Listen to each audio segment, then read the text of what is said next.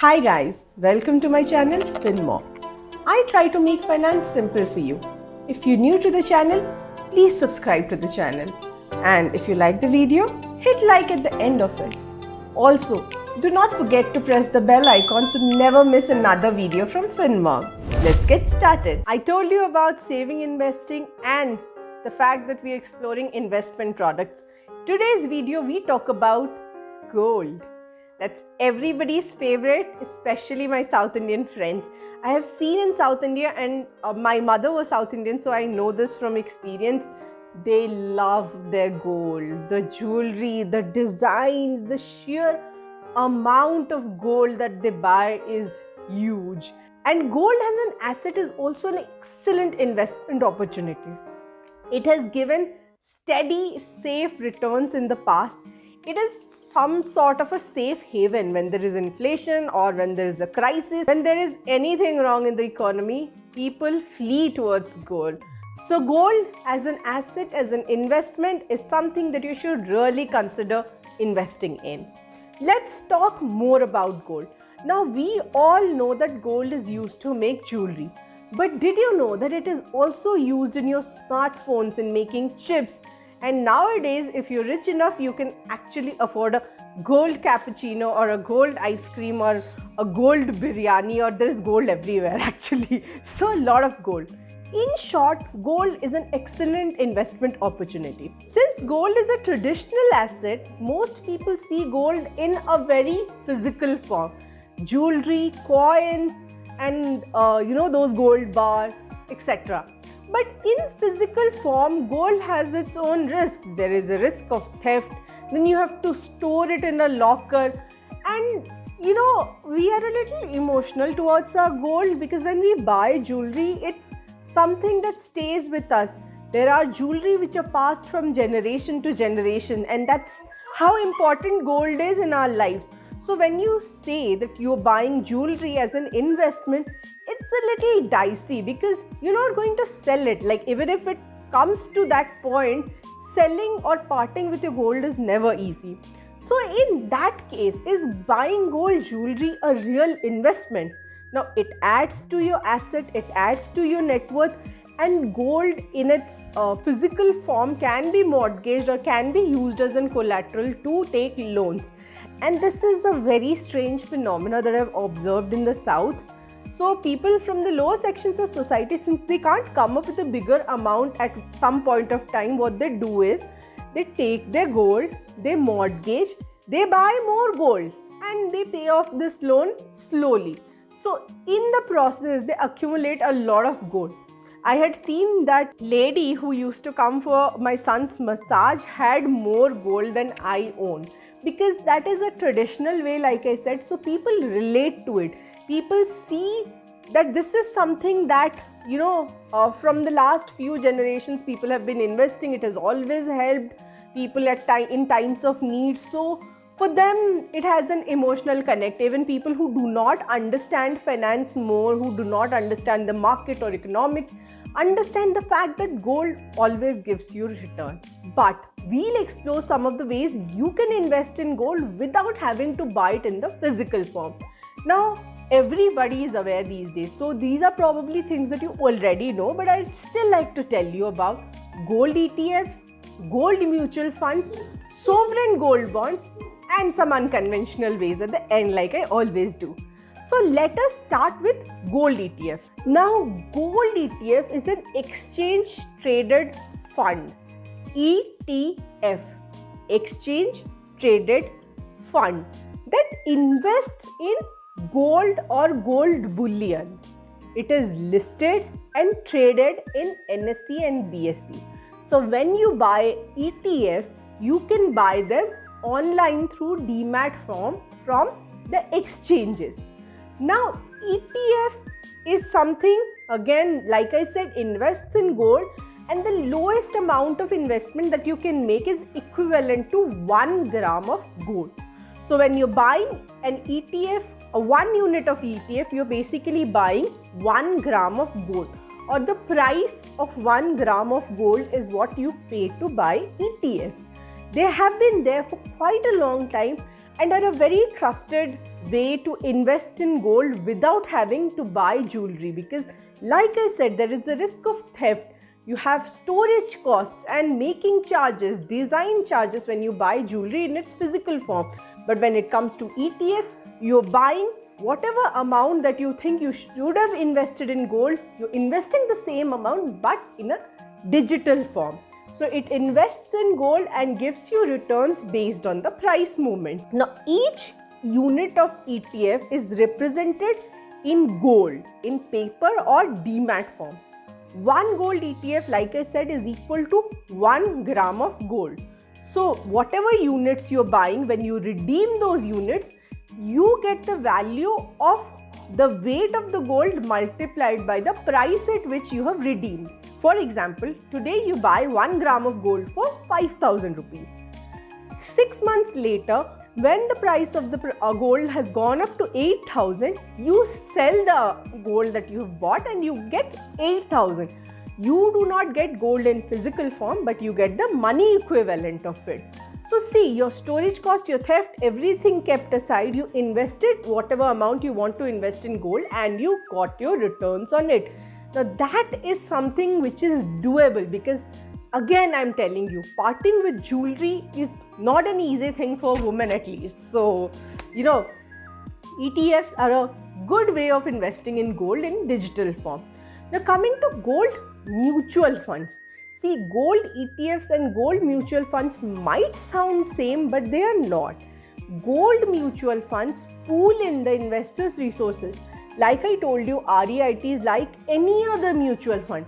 They pool in the resources of investors and then they invest in gold-backed securities or physical gold, or gold mining companies, or any company that has to do something with gold. So basically, mutual fund go and invest again in gold ETFs. So you can understand the cost of ETF versus the cost of mutual fund. The expense ratio for the mutual fund will be a little higher because there is a fund manager who takes your fund and invests in ETF and other such securities. Now the advantage of gold mutual fund is you do not have to invest 1 gram equivalent like in ETF. Remember, in ETF, 1 unit was equal to 1 gram of gold. Whereas in mutual fund, you can invest in a way you invest in any other mutual fund or SIP. You can invest as low as 1,500 rupees in that mutual fund and it will give you the same return because it is backed by gold. So gold mutual funds and gold ETFs. To recap again, while you have to spend 1 gram worth of money to buy 1 unit of ETF, you can invest any amount in mutual fund. The expense ratio for the mutual fund will always be higher in ETF because mutual fund in turn invest in ETF.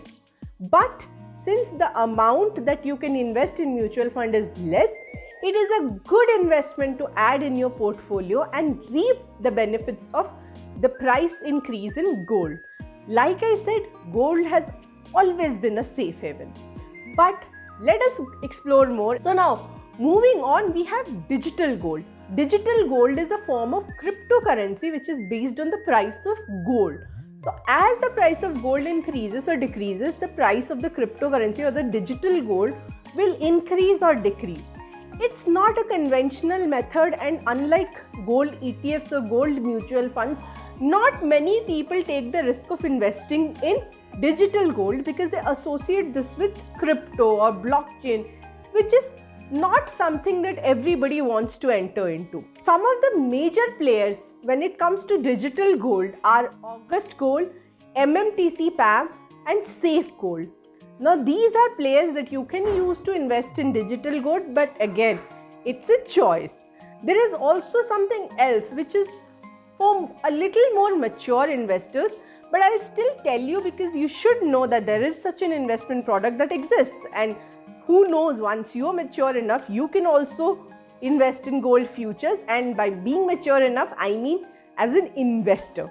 Now, gold futures are standardized contracts that trade on organized exchanges like Multi-Commodity Exchange and National Commodity Derivative Exchange, that is NCDEX and MCX. Now again, like I said, this is for mature investors, but I'm telling you this just for information. Keep it in mind so that you know that there is such an investment product. Now when I say standardized contracts, it means that I as an investor agrees to buy gold at a future date at a predetermined price. Say today is 10th January 2023. Now I as an investor enter into a contract which says that on 10th February 2023, I will buy 1 gram of gold for 5,000 rupees. Now see, today the price of the gold might be 6,000, but I as an investor has anticipated that the price will go to 5,000 rupees. There is premium involved, there is a profit involved. Basically, you do not get anything in physical form. It is the difference between the rate that has been agreed upon and the market price, and accordingly, according to the premium, according to the period, you get your return. Again, mature investors, not for you. This is just for information. Now that we've covered all of this, I'll come to one of the most advertised ways of investing in gold today, and that is sovereign gold bond. Now, all of us know that this is a government-sponsored scheme, and gold bonds are released by RBI periodically. So there is a monthly window or a bi-monthly window where you can invest in sovereign gold bond. Let me tell you something that even I didn't realize at first, and it took me some time to realize this. But sovereign gold bonds are actually not backed by physical gold. It's not that you buy 2 grams of sovereign gold bonds and 2 grams of gold is kept aside for you. No. They only use the price of gold to determine the return that they'll give you, or the interest that is predetermined.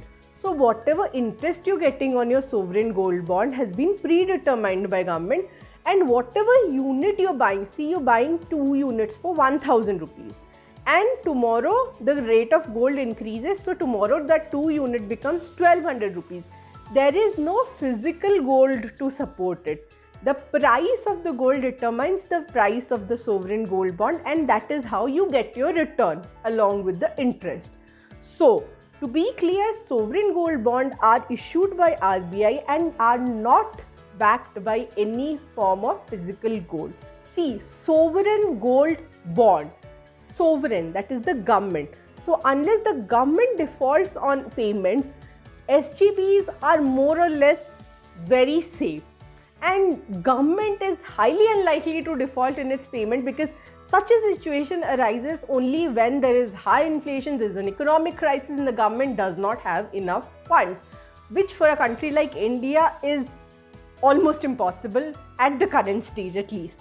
So, sovereign gold bonds are considerably risk-free, and you can invest, and it gives you all the advantages of digital gold.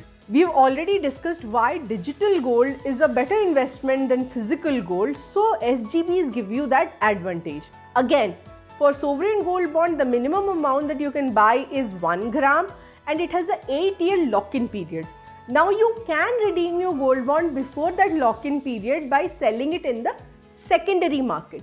Now I'll explain you primary and secondary markets in a different video.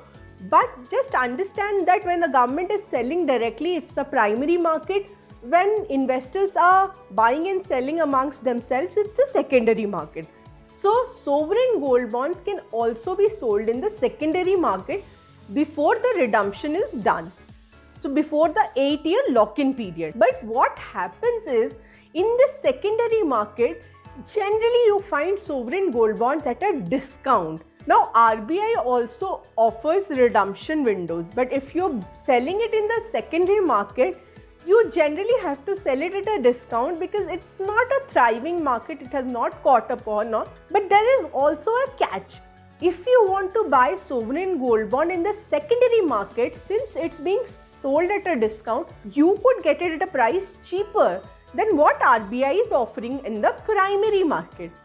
So, to be clear, sovereign gold bonds are freely traded in the secondary market, and if you want, rather than buying directly from RBI, you can also buy SGBs in the secondary market. So, today we discussed gold. Gold in its physical form, in its digital form. In its digital form, we talked about digital gold, gold ETFs, gold mutual funds, a passing reference to gold futures, and sovereign gold bond.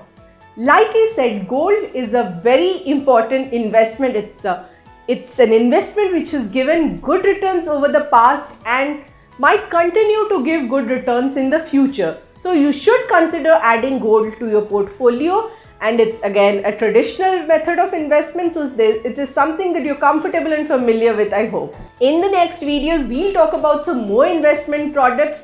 Like I said, I did not want to clutter you with information by adding all the investment products in one video, so I'm doing one at a time. Hope you like the videos. Please subscribe to the channel. If you want me to do a video on a specific asset, please let me know in the comment section. Also, if I missed something, let me know in the comment section. See you in the next video. Bye.